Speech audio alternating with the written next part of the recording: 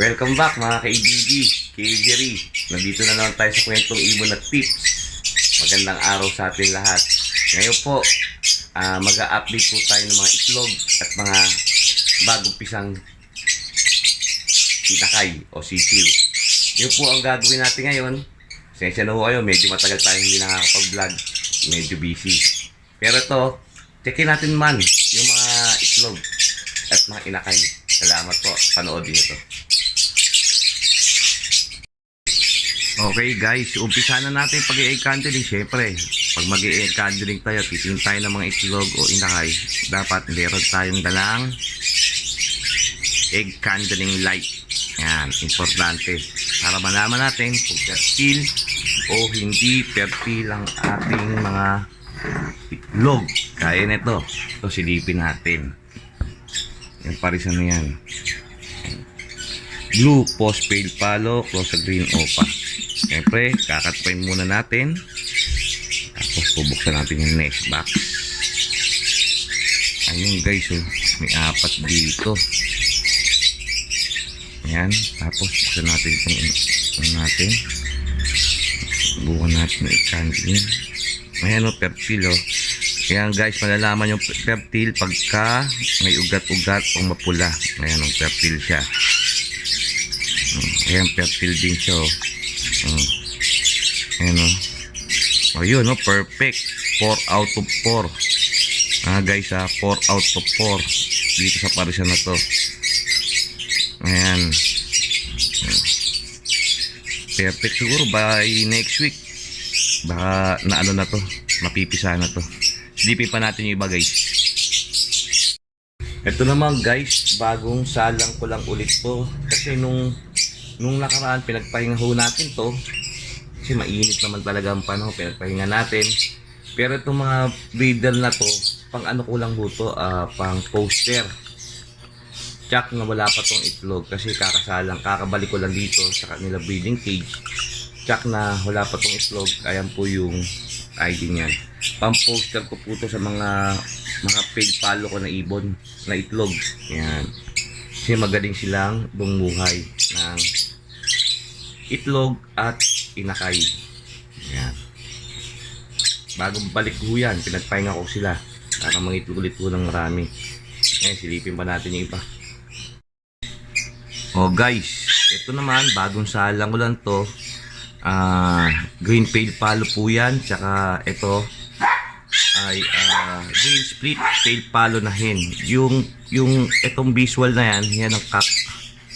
Yan, bagong salang ko lang po yan. Kasi nagpalit po tayo ng mga panalang, medyo may edad na ho nakaraan yung ano natin, yung mga ibon. Kaya nagpalit tayo ng mga bata. Yan. Pero ito wala pa rin itlog to.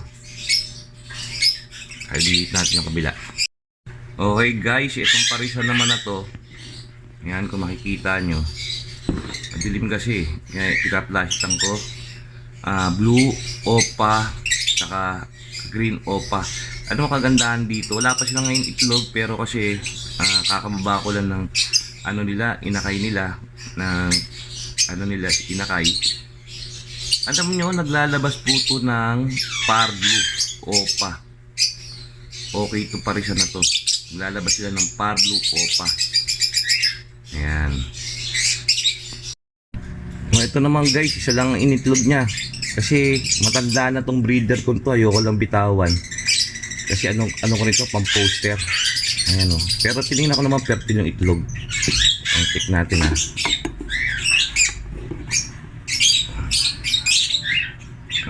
Ayan o, fertile siya.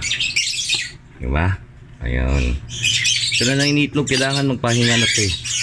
Magpapahingayin ko na ho sila. Tapos nito. Ayun guys, so may dalawang itlog. Ayan. Pale palo po yan. Naglalabas ang visual. Ito, visual yung nanay. Pero yung tatay split. Pero naglalabas ang visual yan. Hindi ko muna sisilipin kasi nakabantay yung nanay. Baka mamaya hindi niya limliman. Ayan, pero may dalawa siyang itlog. Ayos na to. Ito guys, isa sa pinakamaganda ko parisan na blue opa at double factor Ewing move opa, back to back opa sila. Ang mga nilalabas nilang gaganda talaga, quality na ibon. Ngayon, wala pa silang itlog pero malaki na puwet yung babae ng hen. Yung hen dyan, yung nasa unahan, yung double factor viewing move, yung nasa unahan. Ayun, kung mapapansin nyo, lawlaw na yung puwet niya. Paitlog na po yan. Mag-iitlog na po yan. Ayun, titingin pa tayo sa iba. Kasi medyo kung marami tayong tiniting ng ibon. Nagtitikting kasi ako kaya medyo paisa-isa yung video ko. Kaya magtitik pa tayo doon sa likod naman. Okay guys, nandito tayo sa may likod. Dito may dalawa akong pares dito na may inakay na. Pero tingnan natin kung malaki na yung inakay. Ito malupit guys. Ito back to back na pale follow po yan. Oh, na green. Ayan po ang parents. May inakay ho to. Siyempre sure ball na red eye na ho to na pale follow. Ayan, check natin ha. Alright. Ayun, lumabas yung nanay. Ayun yung mga anak. Oh, red. Ay, malalaki na pala yung anak. Dalawa lang naging anak nila. Pero alam mo, nagdalawang isip ako rito kasi baka hindi nila kayang buhayin yung mga inakay nila. Pinabayaan ko lang. Ayun o, red. Ayun, sure ball. Kasi magulang nila back to back na pale follow. Kunin natin ito isa. Buti na lang hindi ito maselan. Itong ibon na to. Itong paris na to. Ayun o, red eye din. Pero medyo malalaki no. Hindi sila maselan, kaya nilang buhayin yung kanilang inakay. Back to back po yan na pale follow. Para sure ball, may maglalabas talaga na red eye. Hindi na tayo magdadalawang isip kung may maglalabas kasi kung split na pale follow, baka mamaya hindi maglabas ng red eye, di ba? Ito sinulbul ko to. Okay? Pero yung hen dyan, matagal itong pinagpahinga yan. Kasi dati hindi nagpe-fertile yung itlog niya. Kasi ito, tingnan natin dito. Ito yung mga post, kaya nito, post pale follow. Na ano, na ibong ko, parang post, split. Isang post, isang split. Hindi naglabas ng red eye. Oh. Pero may inakay ito. Ayan, no. Ayan. Ito, sure bull to na ano to, na opa. Sure bull na opa to. Kasi kung makikita nyo yung balahibo niya dito, yan. Cotton na cotton. Ganyan ang senyalis ng opa. Pero malaki na.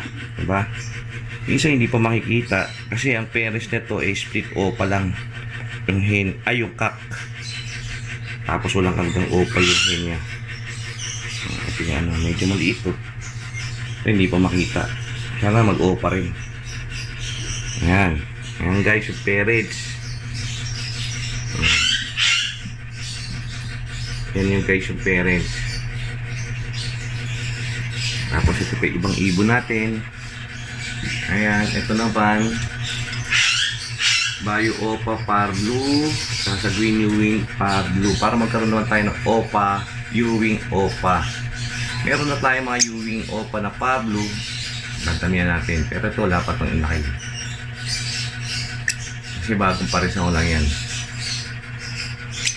Guys, tingnan natin dito. Ayun. Ayun oh. Meron na ditong tatlong inakay at may isa pang itlog. Ayun, laki na itong isa, malaki din na isa, bagong pisa lang. Ayan, ang gulan nito opa. Green opa. Ayan. Ayan ang magulang dyan. Sana mabuhay nyo yung mga inakay nyo. Hindi na maselan itong mga to. Sanay na silang tinitingnan lagi yung nest box nila tsaka yung itlog nila o inakay nila. Sinanay ko po talaga ng ganun para hindi na po sila nagugulo o lano. Pero guys, matagal bago magsanay na ganun. Dapat araw-araw nyo ginagawa, araw-araw hanggang sa masanay po ang ating mga alagang ibon o yung mga breeder natin, na kahit nahawakan ng itlog, pwede may inakay, hindi nila papatayin o hindi nila papatayin at papakainin pa rin nila. Kasi iba kung ganong ibon, minsan pinapatay nila yung inakay nila.